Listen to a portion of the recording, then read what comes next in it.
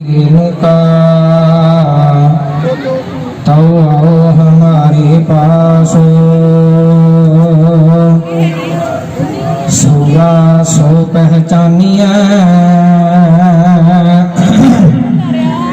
जो लड़ा दीन के हेत,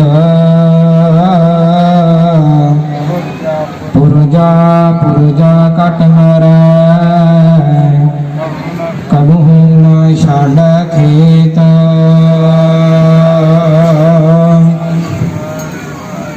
परम सम्मान योग तख्त चवर छत्र के मालक, हाजरा हजूर गहरा जहूर, सर्व कला भरपूर, सदीवी सुखां दे दाते कोट ब्रह्मंड दे मालक, राजान राज भानान भान, देवान देव उपमा महान, सतगुर दया निध महिमा अगाध बोध, नमो नमो नमो नमो नेत नेत नेत है।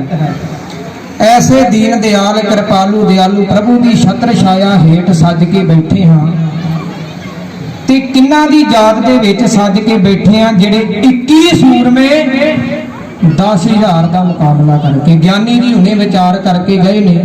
साडे अति सत्कारयोग ज्ञानी हरजीत सिंह जी चोला साहब तो आप जी दे नाल उन्होंने विचारां दी सांझ कीती है कि सूरमा कौन हुंदा है, ते आपां भी उन्हां सारा गढ़ी दे समुचे शहीद सिंघां दी याद दे विच सज के बैठे हाँ, जिथे उन्हां नूं श्रद्धांजलि देण दे लई पहुंचे हाँ। उत्थे असीं उन्हां ने जो जंग दे मैदान दे विच डट के अफगानियां दा मुकाबला कीता ते उन्हां ने मूंह तोड़वा जवाब दिता। उन्हां वार्तालाप दे नाल असीं जुड़ना है। आओ सब तो पहला दशमेश पिता जी वल्लों बख्शिश फतेह दी सांझ करिए। सारे इक्के बार कहण ते गज के फतेह बुलाई, आखो जी वाहिगुरू जी का खालसा वाहिगुरू जी की फतेह। क्योंकि गुरबाणी का फैसला है मरना सारियां ने, सबना मरना आया विछोड़ा सबना, मरना सारियां ने है, पर मौत दे बाद याद किसे किसे नूं कीता जांदा है, किसे बिरले जिन्हें कोई काम देश की खातर धर्म की खातर कुछ ना कुछ कीता होवे उन्होंने याद किया जाता है। ते साडे नगर दे नायक लाल सिंह, नाम ही लाल है, लाल की कीमत पता कितनी होंदी है? लाल की कीमत करोड़ां रुपये होंदी है। एक शब्द है हीरा, ते हीरियां दा वर्गा एक शब्द है लाल, कि वो नायक लाल सिंह जिन्हें लालां वाला काम करके दिखा दिता। जिक्र धुना का नाम उच्चा है ना, धुन ढाए वाले नगर का जिक्र नाम पूरे देश विदेश के विच गूंजदा है, ते नायक लाल सिंह का करके है जिन्हें कुर्बानी दी है। मैं जंग दे वल भी जावांगा, वो इतिहास भी आप जी नूं सरवण करवाउणा है। सब तो पहला असीं शब्द समझिए शहीद ते जंग शब्द की हुंदा। शहीद और जंग,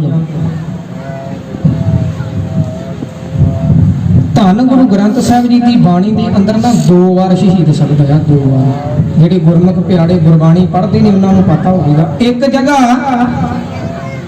भगत रविदास जी कहते हैं, जाके ईद बगरीद को लगाऊ रे बद करे है, मानी है शेख शहीद पीरा। एक बार इत्थे आया, दूसरी बार शहीद शब्द पीर पैगंबर सालक साधक सौदे और शहीद, दूसरी बार शब्द है शहीद शब्द।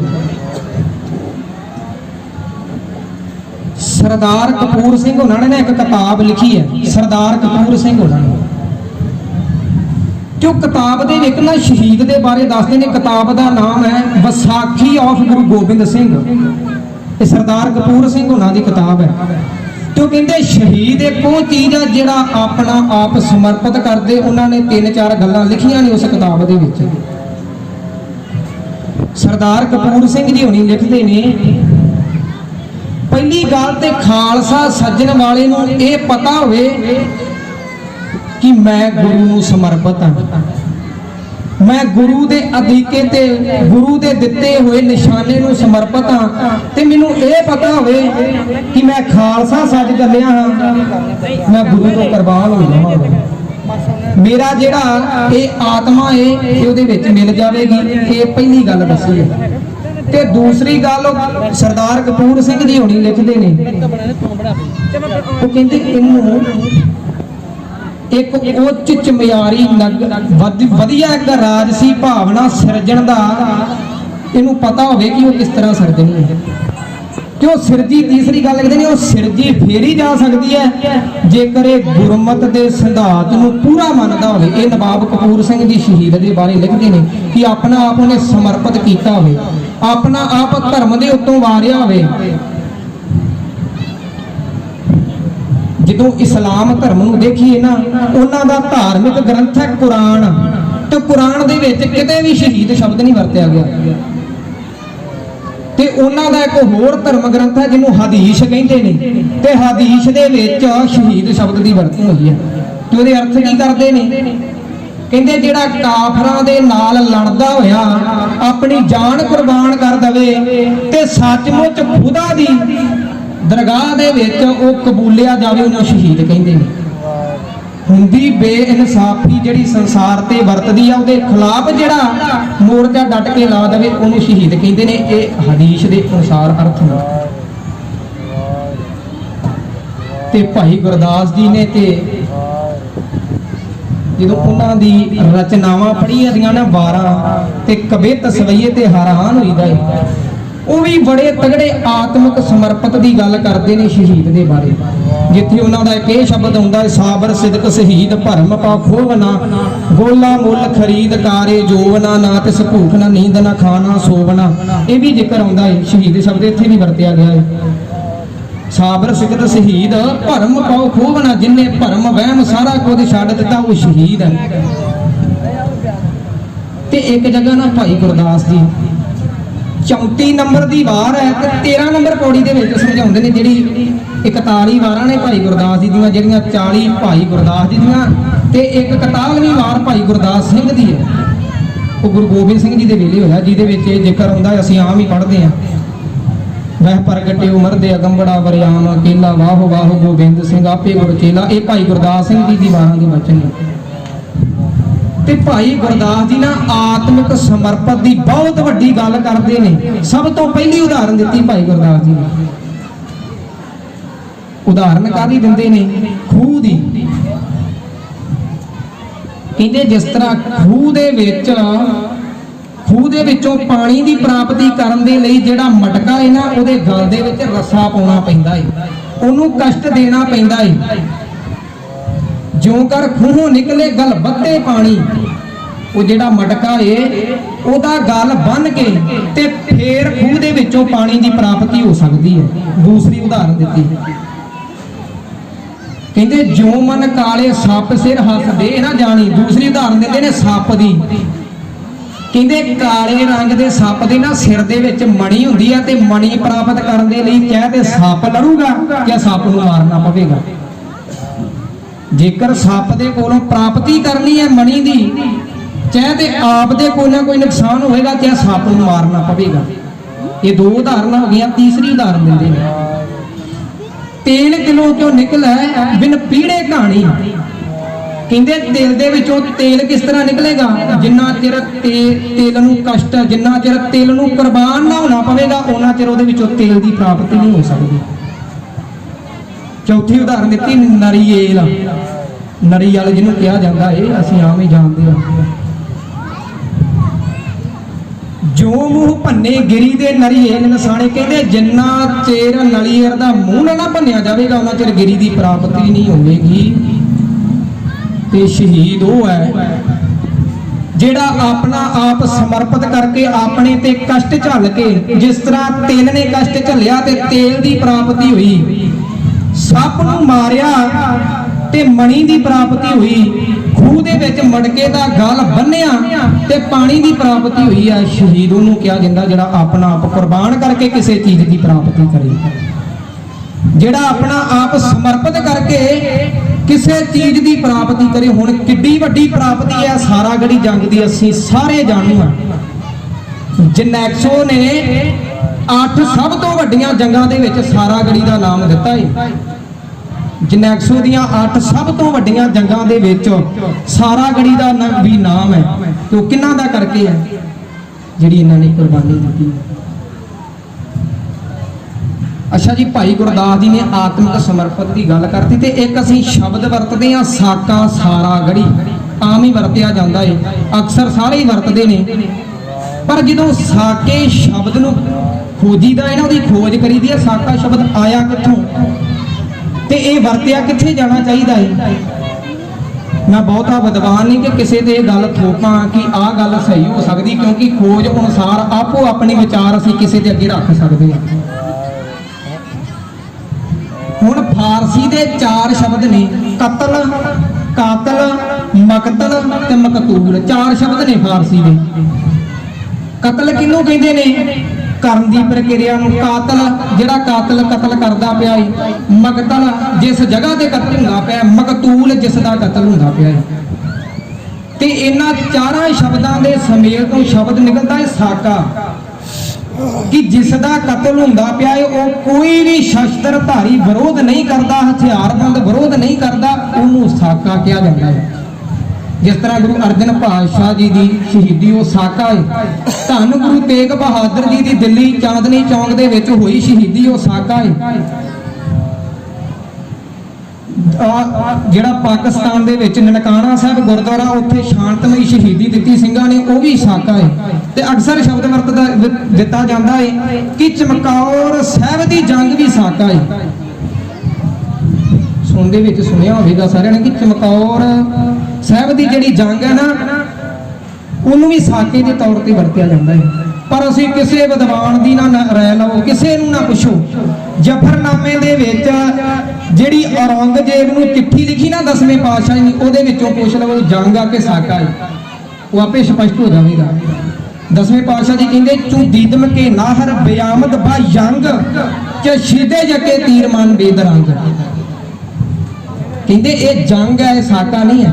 ਤੇ ਦਸ਼ਮੇਸ਼ ਪਾਤਸ਼ਾਹ ਜੀ ਇਹ ਵੀ ਲਿਖਦੇ ਨੇ ਕਿ ਜਿਹੜੀ ਗੁਰੂ ਤੇਗ ਬਹਾਦਰ ਜੀ ਦੀ ਸ਼ਹੀਦੀ ਆ ਉਹ ਸਾਕਾ ਹੈ। ਅਸੀਂ ਪੜ੍ਹਦੇ ਆ ਨਾ ਉਹਨਾਂ ਦੇ ਬਚਨ, ਕੀਨੂ ਕਲੂ ਬਢੂ ਮੈਂ ਸਾਕਾ, ਇਹ ਬਚਨ ਕੀ ਉਹਨਾਂ ਨੇ ਆਪ ਹੀ ਦੱਸ ਦਿੱਤਾ ਇਹ ਜੰਗ ਹੈ ਤੇ ਸਾਕਾ ਹੈ। ਚਮਕੌਰ ਸਾਹਿਬ ਦੀ ਜੰਗ ਹੈ ਤੇ ਸਾਰਾ ਗੜੀ ਦਾ ਸਾਕਾ ਨਹੀਂ ਹੈ, ਜੰਗ ਹੈ। ਇਹਨਾਂ ਨੇ ਜੰਗ ਦੇ ਮੈਦਾਨ ਦੇ ਵਿੱਚ ਜੂਝ ਕੇ ਸ਼ਹੀਦੀ ਪ੍ਰਾਪਤ ਕੀਤੀ ਹੈ।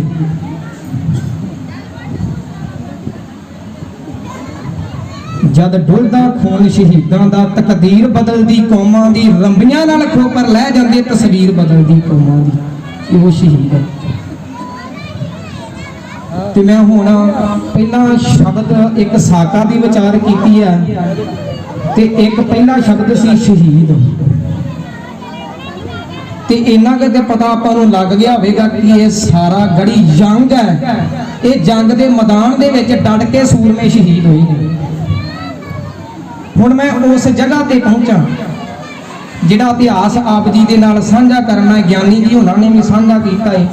ਜਿੰਨਾ ਕੁ ਦਾਸ ਨੇ ਪੜ੍ਹਿਆ ਤੇ ਵਿਚਾਰਿਆ ਉਹਨਾਂ ਕੁ ਮੈਂ ਵੀ ਸਾਂਝਾ ਕਰਾਂਗਾ, ਕਿਉਂਕਿ ਬਹੁਤਾ ਲਿਟਰੇਚਰ ਪੰਜਾਬੀ ਭਾਸ਼ਾ ਦੇ ਵਿੱਚ ਸਾਰਾ ਗੜੀ ਦੇ ਨਾਲ ਸੰਬੰਧਿਤ ਨਹੀਂ ਮਿਲਦਾ। ਜਿੰਨਾ ਕੁ ਮੈਂ ਪੜ੍ਹਿਆ, ਇੱਕ ਸ਼੍ਰੋਮਣੀ ਕਮੇਟੀ ਨੇ ਕਿਤਾਬ ਛਾਪੀ ਹੈ ਸਿੱਖ ਸੰਗਰਾਮ ਦੀ ਦਾਸਤਾਨ, ਉਹਦੇ ਵਿੱਚ ਸਾਰਾ ਗੜੀ ਦਾ ਜ਼ਿਕਰ ਹੈ। ਇੱਕ ਪੰਜਾਬ ਵਿਸ਼ਵ ਕੋਸ਼ ਹੈ, ਉਹਦੇ ਵਿੱਚ ਸਾਰਾ ਗੜੀ ਦਾ ਜ਼ਿਕਰ ਹੈ। ਤੇ ਇਹ ਜਿਹੜੀਆਂ ਕੁਝ ਕਿਤਾਬਾਂ ਨੇ ਉਹਨਾਂ ਦੇ ਵਿੱਚ ਜ਼ਿਕਰ ਕੀਤਾ ਗਿਆ ਹੈ। ਇੱਕ ਕੈਪਟਨ ਅਮਰਿੰਦਰ ਸਿੰਘ ਹੋਣਾ ਨੇ ਕਿਤਾਬ ਲਿਖੀ ਹੈ ਪਿਛਲੇ 2 ਸਾਲ ਤੋਂ ਪਹਿਲਾਂ, ਉਹਦੇ ਵਿੱਚ ਵੀ ਉਹਨਾਂ ਸਾਰਾ ਗੜੀ ਦਾ ਇਤਿਹਾਸ ਸੰਗਤਾਂ ਨੂੰ ਪੇਸ਼ ਕਰਵਾਇਆ। ਇਹ 2-3 ਕਿਤਾਬਾਂ ਤੋਂ ਇਲਾਵਾ ਇੰਟਰਨੈਟ ਤੇ ਕਿਤਾਬਾਂ ਨਿਕਲਦੀਆਂ ਨੇ, ਉਹਨਾਂ ਦੇ ਵਿੱਚੋਂ ਵੀ ਕੱਢ ਕੇ ਵੇਖ ਲਿਆ ਜਾਵੇ। ਬਹੁਤਾ ਲਿਟਰੇਚਰ ਨਹੀਂ ਆ, ਸਾਰਾ ਇੰਗਲਿਸ਼ ਤੇ ਹਿੰਦੀ ਦੇ ਵਿੱਚ ਹੈ। ਤੇ ਬਹੁਤੇ ਮੇਰੇ ਵਰਗੇ ਹਿੰਦੀ ਭਾਸ਼ਾ ਦੇ ਜਿਹੜੇ ਨਹੀਂ ਜਾਣੂ, ਉਹਨਾਂ ਨੂੰ ਕੀ ਪਤਾ ਲੱਗੇਗਾ ਇਤਿਹਾਸ ਕੀ ਹੈ। ਤੇ ਇਹ ਜਿਹੜਾ ਸਾਕਾ ਵਾਪਰਦਾ ਹੈ ਸਾਰਾ ਗੜੀ, ਪੰਜਾਬ ਵਿਸ਼ਵ ਕੋਸ਼ ਅਨੁਸਾਰ ਇਹ ਘੁਟਾਨ ਜ਼ਿਲ੍ਹੇ ਦਾ ਇੱਕ ਪਿੰਡ ਹੈ। ਘੁਟਾਨ ਜ਼ਿਲ੍ਹਾ ਪਾਕਿਸਤਾਨ ਦੇ ਵਿੱਚ ਹੈ। ਘੁਟਾਨ ਜ਼ਿਲ੍ਹੇ ਦਾ ਇੱਕ ਪਿੰਡ ਹੈ ਸਾਰਾ ਗੜੀ ਹੁਣ ਦੇ ਸਮੇਂ ਦੇ ਵਿੱਚ। ਤੇ ਇਹਦੇ 2 ਸਾਈਡਾਂ ਤੇ 2 ਕਿਲੇ ਨੇ, ਇੱਕ ਗੁਲਿਸਤਾਨ ਤੇ ਇੱਕ ਲੌਕਹਾਰਟ। 2 ਕਿਲੇ ਨੇ, ਲੌਕਹਾਰਟ ਤੇ ਗੁਲਿਸਤਾਨ। ਵਿਚਕਾਰ ਚੌਂਕੀ ਹੈ ਸਾਰਾ ਗੜੀ। ਤੇ ਇਹ ਜਿਹੜੀ 37 ਸਿੱਖ ਰਹਿ ਗਏ, ਇਹ ਜਲੰਧਰ ਦੀ ਧਰਤੀ ਦੇ ਉੱਤੇ ਮਿਸਟਰ ਕੁੱਕ ਦੀ ਗਵਾਹੀ ਦੇ ਵਿੱਚ ਉੱਥੇ ਸਥਾਪਿਤ ਕੀਤੀ ਸੀ। ਜਲੰਧਰ ਦੀ ਧਰਤੀ ਦੀ ਛਾਉਣੀ ਦੇ ਵਿੱਚ ਸੱਤੀ ਸਿੱਖ ਰੈਜੀਮੈਂਟ, ਉੱਥੇ ਇਹਦੀ ਸਥਾਪਨਾ ਹੋਈ ਸੀ। ਇਹ 1887 ਈਸਵੀ ਦੇ ਵਿੱਚ ਛਾਪੀ ਗਈ, ਇਹ ਥਾਪੀ ਗਈ ਸੀ ਤੇ 1891 ਤੋਂ ਲੈ ਕੇ 94 ਦੇ ਵਿੱਚ ਇਹਨਾਂ ਨੂੰ ਅਸਾਮ ਦੇ ਵਿੱਚ ਜਿਹੜੀ ਹੋਈ ਬਗਾਵਤ ਨਾ, ਉੱਥੇ ਭੇਜ ਦਿੱਤਾ ਗਿਆ ਤੇ ਉੱਥੇ ਬਗਾਵਤ ਨੂੰ ਇਹਨਾਂ ਨੇ ਚੰਗੀ ਤਰ੍ਹਾਂ ਡਟ ਕੇ ਮੁਕਾਬਲਾ ਕੀਤਾ ਤੇ ਉਸ ਬਗਾਵਤ ਦੇ ਵਿੱਚ ਵੀ 36 ਸਿੱਖ ਰੈਜੀਮੈਂਟ ਦੀ ਬਹੁਤ ਹੀ ਬਹਾਦਰੀ ਸਾਹਮਣੇ ਆਈ ਸੀ ਦੁਨੀਆ ਦੇ, ਤੇ ਉਹਦੀ ਵੀ ਅਖਬਾਰਾਂ ਦੇ ਵਿੱਚ ਚਰਚੇ ਹੋਏ ਸੀ। ਤੇ ਬਾਅਦ ਦੇ ਵਿੱਚ ਜਦੋਂ ਅੱਗੇ ਸਮਾਂ ਚੱਲਦਾ ਹੈ, ਸਨ 1897 ਈਸਵੀ ਦੇ ਜੁਲਾਈ ਦੇ ਮਹੀਨੇ ਦੇ ਵਿੱਚ ਜਿਹੜਾ ਇਹਨਾਂ ਦਾ ਪਹਿਰਾ ਹੈ ਉਹ ਇੱਥੇ ਲੱਗ ਜਾਂਦਾ ਹੈ ਸਾਰਾਗੜ੍ਹੀ ਦੇ ਸਥਾਨ ਤੇ ਮਿਸਟਰ ਹਾਰਟਨ ਜਿਹਨੂੰ ਕਿਹਾ ਜਾਂਦਾ, ਉਹਦੀ ਅਗਵਾਈ ਦੇ ਵਿੱਚ ਜਿਹੜਾ ਕਰਨਲ ਹਾਰਟਨ ਹੈ, ਉਹਦੀ ਅਗਵਾਈ ਦੇ ਵਿੱਚ ਸਾਰੀ ਫੌਜ ਹੈ, ਕਿਉਂਕਿ ਇਹਨਾਂ ਦਾ ਜਿਹੜਾ ਹੈੱਡਕੁਆਟਰ ਸੀ ਨਾ ਉਹ ਕਿਲਾ ਲੌਂਗਹਾਰਟ ਦੇ ਵਿੱਚ ਹੀ, ਜਿਹੜਾ ਹੈੱਡਕੁਆਟਰ ਤੇ ਕਿਲਾ ਇਸ ਕਰਕੇ ਵਿੱਚ ਸਥਾਪਿਤ ਕੀਤਾ। ਇੱਕ ਮੈਂ ਹੋਰ ਬੇਨਤੀ ਕਰ ਦਵਾਂ,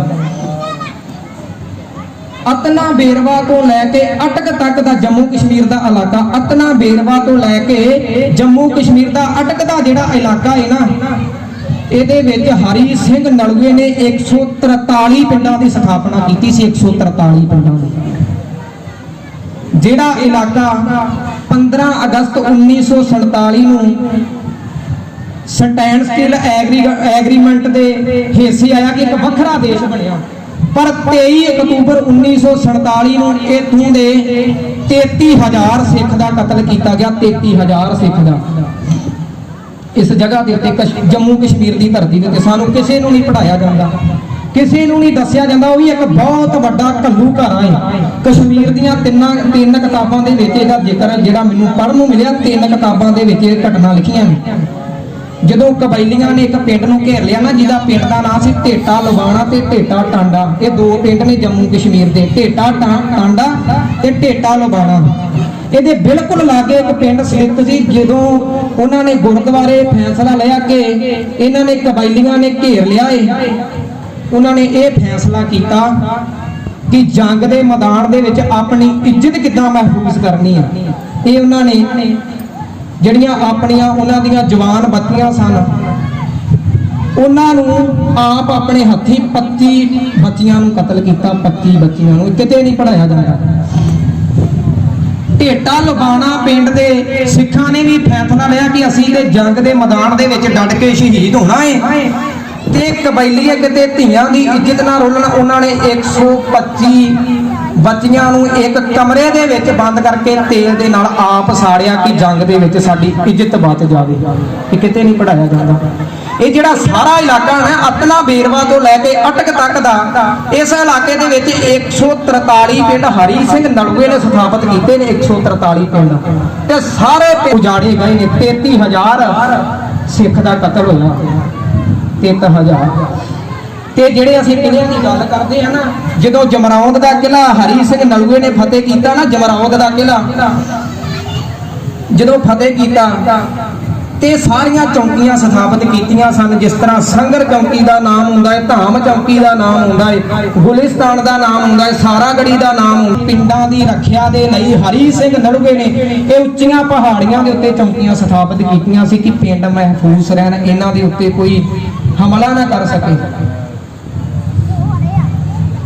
ਇੱਕ ਆਮ ਤੌਰ ਤੇ ਬਚਨ ਸੁਣਨ ਨੂੰ ਮਿਲਦਾ ਹੈ ਕਿ ਸ਼ਾਇਦ ਜਿਹੜੇ ਸਿੱਖ ਸੀ ਨਾ, ਉਹ ਅੰਗਰੇਜ਼ਾਂ ਦੀ ਨੌਕਰੀ ਕਰਦੇ ਸੀ ਤੇ ਉਹਨਾਂ ਦੇ ਵੱਲੋਂ ਲੜ ਕੇ ਸ਼ਹੀਦ ਹੋਏ ਨਹੀਂ ਹੋਏ। ਪਰ ਇਹ ਸਿੱਖਾਂ ਦੀ ਇੱਕ ਸਪਿਰਿਟ ਹੈ। ਜੇਕਰ ਸਿੱਖ ਸਾਰਾਗੜ੍ਹੀ ਲੜਦਾ ਹੈ ਤੇ ਉਹਨੂੰ ਹਰੀ ਸਿੰਘ ਨਲੂਆ ਚੇਤੇ ਆਉਂਦਾ ਹੈ। ਜੇਕਰ ਲਾਹੌਰ ਦੇ ਵਿੱਚ ਲੜਦਾ ਹੈ ਤੇ ਉਹਨੂੰ ਮਹਾਰਾਜਾ ਰਣਜੀਤ ਸਿੰਘ ਚੇਤੇ ਆਉਂਦਾ ਹੈ। ਜੇਕਰ ਅਟਕ ਤੇ ਲੜਦਾ ਹੈ ਤੇ ਅਕਾਲੀ ਫੂਲਾ ਸਿੰਘ ਚੇਤੇ ਆਉਂਦਾ ਹੈ। ਅੰਗਰੇਜ਼ਾਂ ਦੀ ਨੌਕਰੀ ਕਰਦਾ ਉਹਦਾ ਕਰਕੇ ਨਹੀਂ ਸਿੱਖ ਲੜੇ। ਸਿੱਖ ਇਸ ਕਰਕੇ ਲੜੇ ਸੀ ਕਿ ਇਸ ਸਥਾਨ ਤੇ ਹਰੀ ਸਿੰਘ ਨਲੂਏ ਦੇ ਚਰਨ ਪਏ ਨੇ। ਇਸ ਸਥਾਨ ਤੇ ਹਰੀ ਸਿੰਘ ਨਲੂਆ ਰਹਿ ਚੁੱਕਾ ਹੈ ਤੇ ਇੰਨੀ ਵੱਡੀ ਜੰਗ ਜਦੋਂ ਇੱਕ ਉਹਨਾਂ ਦਾ ਅਬਦੁੱਲਾ ਨਾਮ ਦਾ ਹੋਇਆ ਏ, ਜਿਹਨੂੰ ਨਾ ਪਾਗਲ ਦਾ ਖਿਤਾਬ ਵੀ ਦਿੰਦੇ ਸਨ, ਜਿਨੇ ਜਹਾਦ ਆਰੰਭਿਆ ਸੀ। ਜਹਾਦ ਦਾ ਅਰਥ ਹੁੰਦਾ ਕਿ ਇਸਲਾਮ ਨੂੰ ਖਤਰਾ ਹੈ, ਆਪਾਂ ਇਕੱਠੇ ਹੋਈਏ ਸਾਰੇ। ਜਹਾਦ ਦਾ ਅਰਥ ਹੀ ਹੁੰਦਾ ਹੈ। ਉਹਨੇ ਮੁੱਲਾ ਨੇ ਇੱਕ ਜਹਾਦ ਆਰੰਭਿਆ, ਬਗਾਵਤ ਕੀਤੀ ਤੇ ਇਹਨਾਂ ਸਾਰਿਆਂ ਕਿਲਿਆਂ ਦੇ ਉੱਤੇ ਫਤਿਹ ਹਾਸਲ ਕਰਨੀ ਨੇ, ਇਹਨਾਂ ਸਾਰਿਆਂ ਕਿਲਿਆਂ ਨੂੰ ਜਿੱਤਣਾ ਹੈ। ਤੇ ਸਭ ਤੋਂ ਪਹਿਲਾਂ ਨਿਸ਼ਾਨਾ ਬਣਾਇਆ ਗਿਆ ਸਾਰਾਗੜੀ ਦਾ ਕਿਲਾ। ਇਹਨੂੰ ਨਿਸ਼ਾਨਾ ਬਣਾਇਆ ਗਿਆ ਕਿ ਇੱਥੇ 21 ਕੁ ਸਿੱਖ ਨੇ ਤੇ ਝਟਪਟ ਦੀ ਜਿੱਤ ਪ੍ਰਾਪਤ ਕਰ ਲੈਣੀ ਹੈ। ਜਿੱਦਾਂ ਔਰੰਗਾ ਕਹਿੰਦਾ ਨਹੀਂ ਸੀ ਚਮਕੌਰ ਸਾਹਿਬ ਦੀ ਜੰਗ ਦੇ ਵਿੱਚ 40 ਸਿੰਘ ਹੀ ਆ, ਕਿਹੜੀ ਗੱਲ ਹੈ। ਜਿਸ ਤਰ੍ਹਾਂ ਦਰਬਾਰ ਸਾਹਿਬ 1984 ਦੇ ਵਿੱਚ ਹਮਲਾ ਹੋਇਆ ਤੇ ਜਰਨਲ ਵਜਿਆ ਕਹਿੰਦਾ ਸੀ ਨਾ, ਇਹ ਤੇ 2 ਘੰਟਿਆਂ ਦੀ ਖੇਡ ਹੈ, 250 ਸਿੰਘ ਆ ਤੇ 1.5 ਲੱਖ ਫੌਜ ਲਾਈ ਇੱਥੇ, ਇਹ ਕਿਤੇ ਕਿੱਡੀ ਗੱਲ ਹੈ। ਇਸੇ ਤਰ੍ਹਾਂ ਦੀ ਸੋਚ ਉੱਥੇ ਵਰਤੀ ਗਈ। 21 ਸਿੰਘ ਆ, 10,000 ਦੀ ਸਾਡੀ ਫੌਜ ਹੈ, ਇਹਨਾਂ ਨੇ ਤੇ 2-4 ਮਿੰਟ ਵੀ ਨਹੀਂ ਟਿਕਣਾ। ਜਿਹੜਾ ਉਹ ਕਿਲਾ ਸੀ ਨਾ, ਉੱਥੇ ਇਹਨਾਂ 22 ਸਿੰਘ ਸੀ, ਇੱਕ ਮੁਸਲਮ ਵੀਰ ਸੀ। ਵੇਖੋ ਉਹਨਾਂ ਨੇ ਵੀ ਕਿੰਨਾ ਸਾਥ ਦਿੱਤਾ ਸਾਡਾ। ਉਹ ਇੱਕ ਬਗਾਨੇ ਧਰਮ ਦੇ ਵਿੱਚੋਂ ਆ ਕੇ ਸਿੱਖਾਂ ਦੇ ਨਾਲ ਲੜਦੇ ਹੋਏ ਸ਼ਹੀਦ ਹੋਏ ਨੇ। ਇਹ ਜਿਹੜੇ ਲਾਂਗਰੀ ਸਨ ਉਹ 22ਵਾਂ ਸੀ। ਤੇ ਇਹਨਾਂ ਨੇ ਜਦੋਂ ਪਠਾਨਾਂ ਨੇ ਫੈਸਲਾ ਕਰ ਲਿਆ ਕਿ ਇਸ ਕਿਲੇ ਦੇ ਉੱਤੇ ਫਤਿਹ ਕਰਨੀ, ਫਤਿਹ ਹਾਸਲ ਕਰਨੀ ਹੈ, ਫਤਿਹ ਪ੍ਰਾਪਤ ਕਰਨੀ ਹੈ, ਜਿੱਤਣਾ ਹੈ, ਤੇ ਇਹਦੇ ਬਾਰੇ ਸਿੰਘਾਂ ਨੂੰ ਕੋਈ ਨਹੀਂ ਸੀ ਪਤਾ। ਇੱਕ ਕਿਤਾਬ ਦੇ ਵਿੱਚ ਜ਼ਿਕਰ ਮਿਲਦਾ ਹੈ, ਉਹ ਮੈਨੂੰ ਯਾਦ ਨਹੀਂ, ਇੰਗਲਿਸ਼ ਦੀ ਕਿਤਾਬ ਹੈ। ਇਹ ਕੱਲਾ ਪਹਿਲਾ ਹਮਲਾ ਇੱਥੇ ਨਹੀਂ ਹੋਇਆ ਕਿ ਕੱਲਾ ਸਾਰਾਗੜੀ ਤੇ ਪਹਿਲਾ ਹਮਲਾ ਕੀਤਾ ਗਿਆ ਹੈ। ਇਹ ਪਹਿਲਾ ਹਮਲਾ ਅਗਸਤ ਦੀ 27 ਤਰੀਕ ਨੂੰ, 27 ਅਗਸਤ 1897 ਨੂੰ ਇਹ ਪਹਿਲਾ ਹਮਲਾ ਜਿਹੜੀ ਗੁਲਿਸਤਾਨ ਚੌਂਕੀ ਹੈ ਨਾ ਉੱਤੇ ਵੀ ਹੋ ਚੁੱਕਾ ਹੈ। ਪਰ ਉਹਨਾਂ ਨੂੰ ਟਿਕਣ ਨਹੀਂ ਦਿੱਤਾ, ਹਮਲੇ ਦਾ ਡਟ ਕੇ ਵਿਰੋਧ ਕੀਤਾ ਤੇ ਉਹ ਪਠਾਨ ਫਿਰ ਪਿੱਛੇ ਹਟ ਗਏ। ਤੇ ਜਿਹੜੀਆਂ 2 ਚੌਂਕੀਆਂ ਦੇ ਮੈਂ ਨਾਮ ਲਿਆ ਨਾ, ਸੰਗਰ ਤੇ ਧਾਰ, ਉਹਨਾਂ ਤੇ 28 ਅਗਸਤ ਨੂੰ ਹਮਲਾ ਕੀਤਾ ਜਾਂਦਾ। 28 ਅਗਸਤ ਨੂੰ 1897 28 ਅਗਸਤ ਨੂੰ। ਪਰ ਉਹਨਾਂ ਨੇ ਵੀ ਡਟ ਕੇ ਮੁਕਾਬਲਾ ਕੀਤਾ, ਇਹਨਾਂ ਤੋਂ ਪ੍ਰਾਪਤੀ ਨਹੀਂ ਹੋਈ ਕਿਉਂਕਿ ਉਹਨਾਂ ਦੇ ਫੌਜ ਜ਼ਿਆਦੀ ਸੀ। ਫਿਰ 12 ਸਤੰਬਰ 1897 ਨੂੰ ਸਾਰਾਗੜੀ ਦੇ ਉੱਤੇ ਹਮਲਾ ਕੀਤਾ ਜਾਂਦਾ ਕਿ ਸਿੰਘ ਥੋੜੇ ਨੇ, 21-22 ਸਿੰਘ ਨੇ, ਇਹਨਾਂ ਦੀ ਕਿਹੜੀ ਗੱਲ ਹੈ, ਇਸੇ ਕਰਕੇ ਹਮਲਾ ਕੀਤਾ। ਪਰ ਉਹ ਮੈਨੂੰ ਕਈ ਵਾਰ ਮੁਹੰਮਦ ਸਾਹਿਬ ਦਾ ਸ਼ੇਰ ਚੇਤੇ ਆਉਂਦਾ, ਸ਼ਾਹ ਮੁਹੰਮਦਾ ਸੂਰਮਿਆਂ ਦੀ ਕੀ ਗੱਲ ਕਰੀਏ, ਇਹ ਜੰਗ ਦੇ ਮੈਦਾਨ ਵਿੱਚ ਡਟ ਕੇ ਜਾਨਾਂ ਕੁਰਬਾਨ ਕਰ ਦਿੰਦੇ ਨੇ। ਹੁਣ ਜਿਹੜਾ ਗੁਰੂ ਗੋਬਿੰਦ ਸਿੰਘ ਦਾ ਸਿੰਘ ਹੋਵੇ ਉਹ ਵਾਪਸ ਕਿੱਦਾਂ ਮੁੜੂਗਾ। ਹਵਾਲਦਾਰ ਈਸ਼ਰ ਸਿੰਘ ਦੀ ਅਗਵਾਈ ਦੇ ਵਿੱਚ ਨਾਇਕ ਲਾਲ ਸਿੰਘ ਨੇ, ਨੰਦ ਸਿੰਘ ਨੇ, ਗੁਰਮੁਖ ਸਿੰਘ ਨੇ, 2 ਗੁਰਮੁਖ ਸਿੰਘ ਨੇ 2, ਤੇ ਇਹ ਜਿਹੜੇ 21 ਸਿੰਘ ਨੇ, ਇਹਨਾਂ ਦੇ ਕੋਲ ਕੇਵਲ 21 ਤੋੜੇਦਾਰ ਬੰਦੂਕਾਂ। ਤੋੜੇਦਾਰ ਤੁਹਾਨੂੰ ਗਿਆਨੀ ਜੀ ਦੱਸ ਕੇ ਗਏ ਨੇ ਕਿ ਜਿਹਦੇ ਅੱਗੇ ਇੱਕ ਸ਼ਸਤਰ ਲੱਗਾ ਹੁੰਦਾ ਹੈ, ਹਥਿਆਰ ਜਿਹਨੂੰ ਕਿਰਤ ਕਿਹਾ ਜਾਂਦਾ, ਉਹ ਹਥਿਆਰ ਅੱਗੇ ਲੱਗਾ, ਉਹਨੂੰ ਤੋੜੇਦਾਰ ਬੰਦੂਕ ਕਿਹਾ ਜਾਂਦਾ। ਤੇ ਇਹਨਾਂ ਦੇ ਕੋਲ 21 ਤੋੜੇਦਾਰ ਬੰਦੂਕਾਂ, ਕੁਝ ਬਰੂਦ ਆ ਤੇ ਕੁਝ ਖਾਣ ਪੀਣ ਨੂੰ ਰਾਸ਼ਨ ਹੈ, ਪੇਟ ਪੂਜਾ ਦੇ ਲਈ ਕੁਝ ਨਾ ਕੁਝ ਰਾਸ਼ਨ ਹੈ, ਬਸ ਇੰਨਾ ਕੁ ਕੁਝ ਇਹਨਾਂ ਦੇ ਕੋਲ। ਤੇ ਇੱਕ ਇਹਨਾਂ ਦੇ ਕੋਲ ਇੱਕ ਹੋਰ ਸਿਸਟਮ ਸੀ, ਉਹ ਜਿਹੜਾ ਸੀਸਾ ਸੀ ਨਾ, ਹੌਲੀਓਗ੍ਰਾਮ ਜਿਹਨੂੰ ਕਿਹਾ ਜਾਂਦਾ ਸੀ, ਕਿਉਂਕਿ ਆ ਫੋਨ ਤੇ ਬਾਅਦਾਂ ਦੇ ਵਿੱਚ ਖੋਜਾਂ ਹੋਈਆਂ ਨੇ, ਫੋਨ ਟੈਲੀਫੋਨ ਦੇ ਬਾਅਦ ਦੇ ਵਿੱਚ ਆਉਂਦੇ ਨੇ। ਉਹ ਹੌਲੀਓਗ੍ਰਾਮ ਇੱਕ ਸਾਧਨ ਸੀ ਇੱਕ ਚੌਂਕੀ ਤੋਂ ਦੂਸਰੀ ਚੌਂਕੀ ਤੱਕ ਸੰਦੇਸ਼ ਦੇਣ ਦਾ, ਕਿ ਇਸ ਚੌਂਕੀ ਦਾ ਸੰਦੇਸ਼ ਦੂਸਰੀ ਚੌਂਕੀ ਤੱਕ ਜਾਵੇ, ਇੱਧਰਲੀ ਦਾ ਉੱਧਰ ਜਾਵੇ। ਉਹ ਇੱਕ ਸੀਸਾ ਸੀ ਕਿ ਜਿਸ ਤਰ੍ਹਾਂ ਉਹਦੇ ਸੀਸੇ ਦੇ 5 ਲਿਸ਼ਕਾਰੇ ਮਾਰੇ ਨੇ ਕਿ ਜਿਹੜੀ ਚੌਂਕੀ ਨੂੰ ਘੇਰਾ ਪੈ ਗਿਆ, 3 ਲਿਸ਼ਕਾਰੇ ਜੇਕਰ ਪਏ ਨੇ ਤੇ ਚੌਂਕੀ ਸਹੀ ਸਲਾਮਤ ਹੈ, ਜੇਕਰ 1 ਲਿਸ਼ਕਾਰਾ ਮਾਰਿਆ ਹੈ ਤੇ ਚੌਂਕੀ ਨੂੰ ਫੌਜ ਦੀ ਲੋੜ ਹੈ। ਇਸੇ ਤਰ੍ਹਾਂ ਉਹਨਾਂ ਦੀਆਂ ਕੁਝ ਇਹ ਸੀਸੇ ਦੇ ਸੰਬੰਧੀ ਜਿਹੜੀਆਂ ਉਹਨਾਂ ਨੇ ਗੁਪਤ ਆਪਣੀਆਂ ਸਾਰੀਆਂ ਸਾਜ਼ਿਸ਼ਾਂ ਸਨ, ਉਹਨਾਂ ਨੇ ਬਣਾਈਆਂ ਹੋਈਆਂ ਸਨ ਕਿ ਇੰਨੇ ਇਸ਼ਾਰਿਆਂ ਦੇ ਨਾਲ ਗੱਲ ਆ ਸਮਝਣੀ ਹੈ ਤੇ ਇੰਨੇ ਇਸ਼ਾਰਿਆਂ ਦੇ ਨਾਲ ਗੱਲ ਆ ਸਮਝਣੀ। ਇੱਕ ਉਹਨਾਂ ਦੇ ਕੋਲ ਉਹ ਯੰਤਰ ਸੀ ਸੀਸਾ।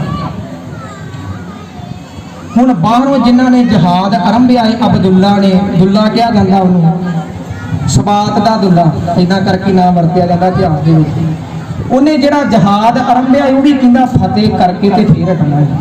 ਤੇ ਉਹਨੇ ਇਹਨਾਂ ਸਭ ਤੋਂ ਪਹਿਲਾਂ ਟਾਕਰਾ ਵੀ ਉੱਥੇ ਲਾਇਆ ਜਿੱਥੇ ਫੌਜ ਬਹੁਤ ਘੱਟ ਸੀ, ਬਹੁਤ ਥੋੜੀ ਫੌਜ ਸੀ,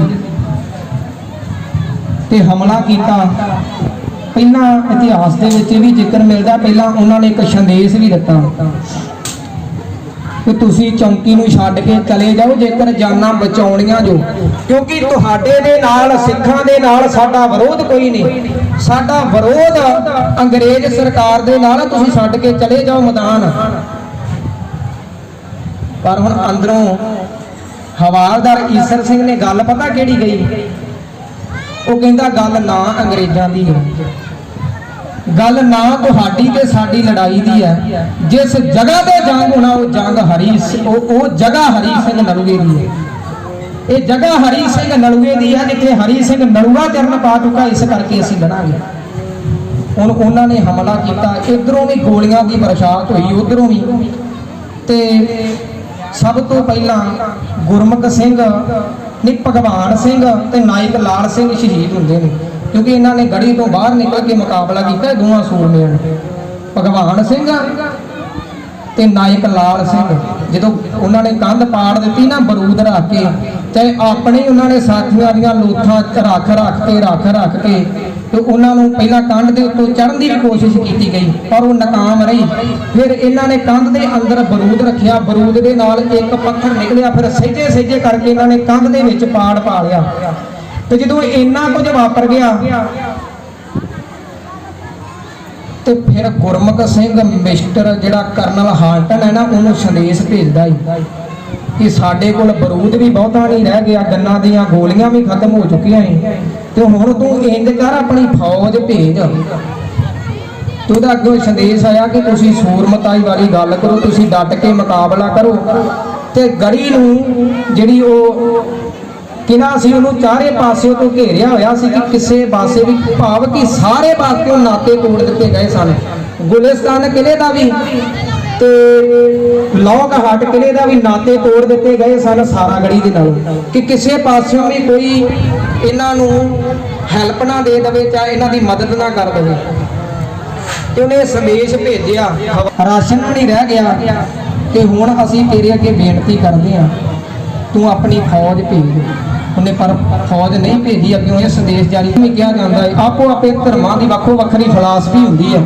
ਜਦੋਂ ਫਿਲਾਸਫੀ ਦੇ ਤੌਰ ਤੇ ਇਹਨੂੰ ਇਸ ਵਰਤਾਰੇ ਨੂੰ ਨਾਪਾਂਗੇ, ਇਹਦੇ ਵਿੱਚ ਸਿੱਖਾਂ ਦੀ ਪਰਖ ਵੀ ਹੋਈ ਹੈ, ਇਹਦੇ ਵਿੱਚ ਸਿੱਖਾਂ ਦੀ ਬਹੁਤ ਵੱਡੀ ਪਰਖ ਵੀ ਹੋਈ ਹੈ। ਕਿਉਂਕਿ ਉਸ ਸਮੇਂ ਵੀ ਉਹਨਾਂ ਪਠਾਨਾਂ ਦੇ ਵਿੱਚ, ਚਾਹੇ ਅੰਗਰੇਜ਼ਾਂ ਦੀ ਨੌਕਰੀ ਕਰਦੇ ਸਨ, ਅੰਗਰੇਜ਼ਾਂ ਦੇ ਵਿੱਚ ਇਹ ਗੱਲ ਚੱਲਦੀ ਸੀ, ਜੇਕਰ ਸਾਕਾ ਨਨਕਾਣਾ ਸਾਹਿਬ ਜੀ ਦੀ ਧਰਤੀ ਤੇ ਸਿੱਖ ਸ਼ਹੀਦ ਹੁੰਦੇ ਨੇ, ਉਦੋਂ ਵੀ ਇਹ ਗੱਲ ਚੱਲਦੀ ਸੀ ਕਿ ਅਰਦਾਸ ਦੇ ਵਿੱਚ ਐਵੇਂ ਹੀ ਬੰਦ ਪੜ੍ਹਦੇ ਨੇ, ਜਿਨ੍ਹਾਂ ਸਿੰਘਾਂ ਸਿੰਘਣੀਆਂ ਨੇ ਧਰਮ ਹੇਤ ਸੀਸ ਦਿੱਤੇ, ਬੰਦ ਕਟਾਏ, ਖੋਪਰੀਆਂ ਲੋਹਾਈਆਂ ਚਰਖੜੀਆਂ ਤੇ ਚੜੇ, ਆਰਿਆਂ ਨਾਲ ਚਰਾਏ ਗਏ। ਕਹਿੰਦੇ ਜੀ ਅੰਗਰੇਜ਼ਾਂ ਦੀ ਇਹ ਮਨੌਤ ਸੀ ਕਿ ਇਹ ਬੰਦ ਐਵੇਂ ਹੀ ਪੜ੍ਹਦੇ ਨੇ ਅਰਦਾਸ ਦੇ ਵਿੱਚ। ਹੁਣ ਬੰਦ ਕਿਹਦਾ ਕੱਟਿਆ ਜਾਵੇਗਾ, ਕੌਣ ਸੀਸ ਦੇ ਦੇਵੇਗਾ? ਇਹ ਅੰਗਰੇਜ਼ਾਂ ਦੀ ਮਨੌਤ ਸੀ ਆਪਣੀ ਕਿ ਇਹ ਕੁਝ ਹੋ ਨਹੀਂ ਸਕਦਾ।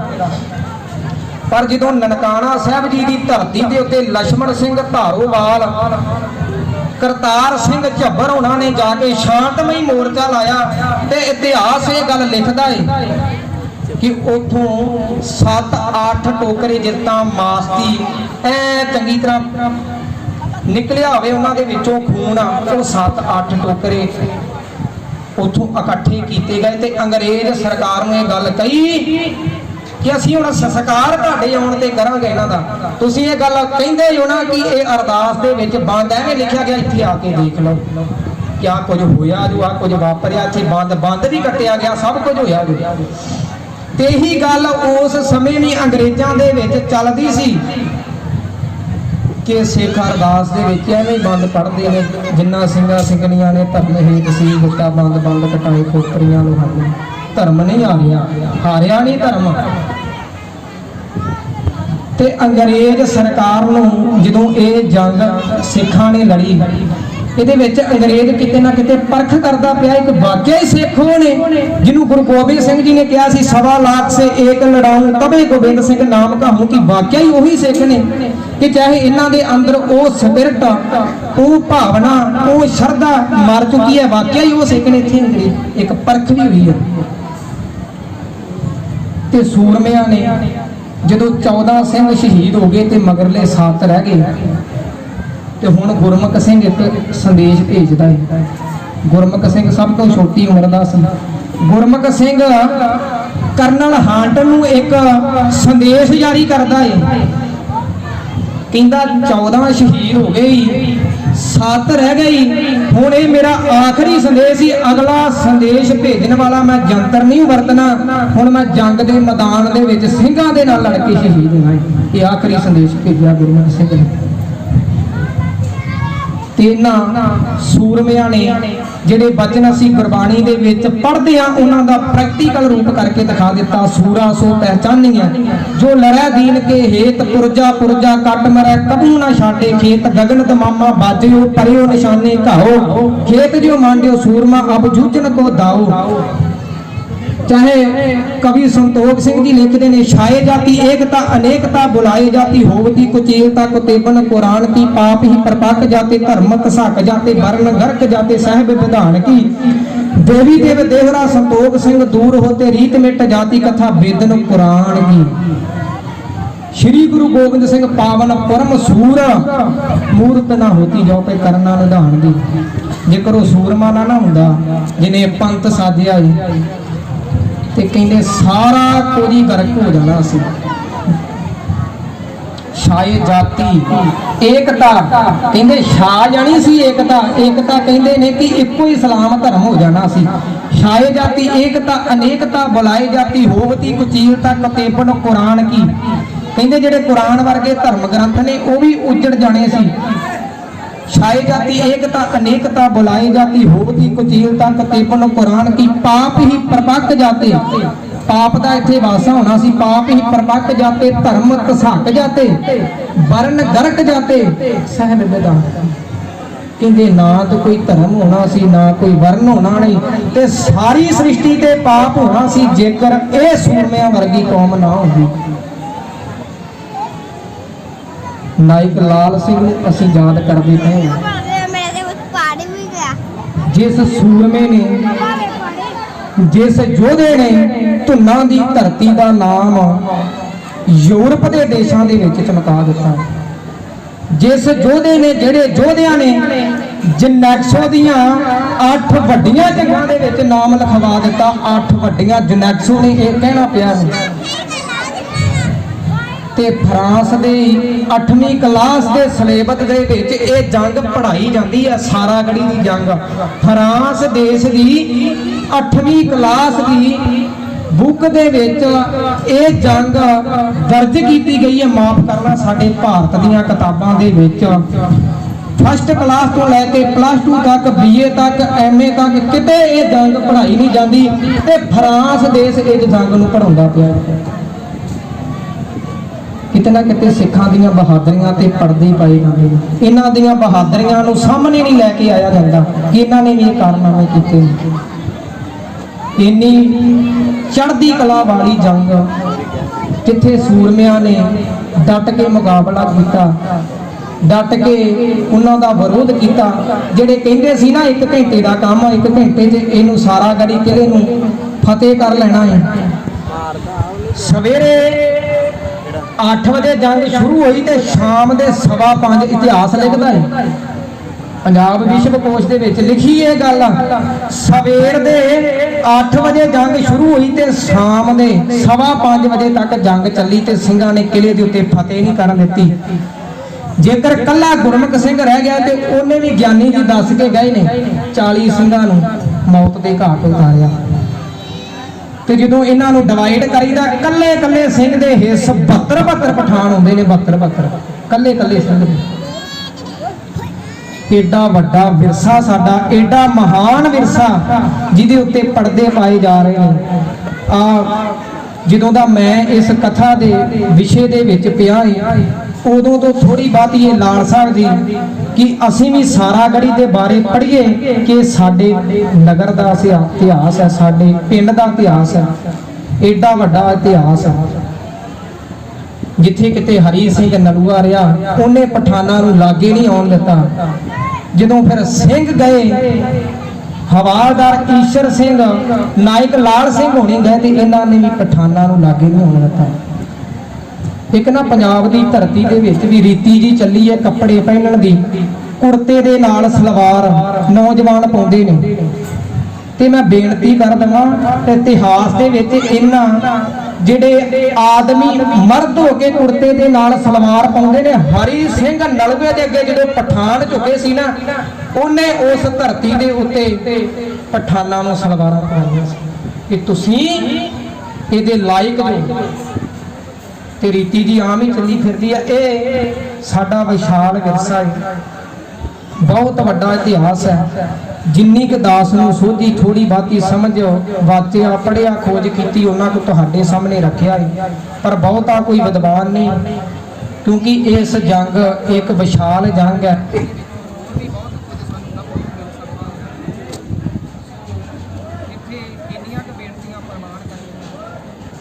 ਭੁੱਲਾਂ ਚੁੱਕਾਂ ਦੀ ਖਿਮਾ ਜੱਗੇ ਵਾਸੇ ਗੁਰੂ ਦੇ ਅੱਗੇ ਅਰਦਾਸ ਕਰਨੀ, ਪਾਤਸ਼ਾਹ ਦੀ ਬੋਲਣ ਦੀ ਸਮਾਧੀ ਗਿਆਨ ਦੀ ਸੁਧੀ। ਆਓ ਸਾਰੇ ਮਿਲ ਕੇ ਅਸੀਂ ਫਤਿਹ ਦੀ ਸਾਂਝ ਕਰੀਏ, ਸਾਰੇ ਗੱਜ ਕੇ ਆਖੋ ਜੀ ਵਾਹਿਗੁਰੂ ਜੀ ਕਾ ਖਾਲਸਾ ਵਾਹਿਗੁਰੂ ਜੀ ਕੀ ਫਤਿਹ।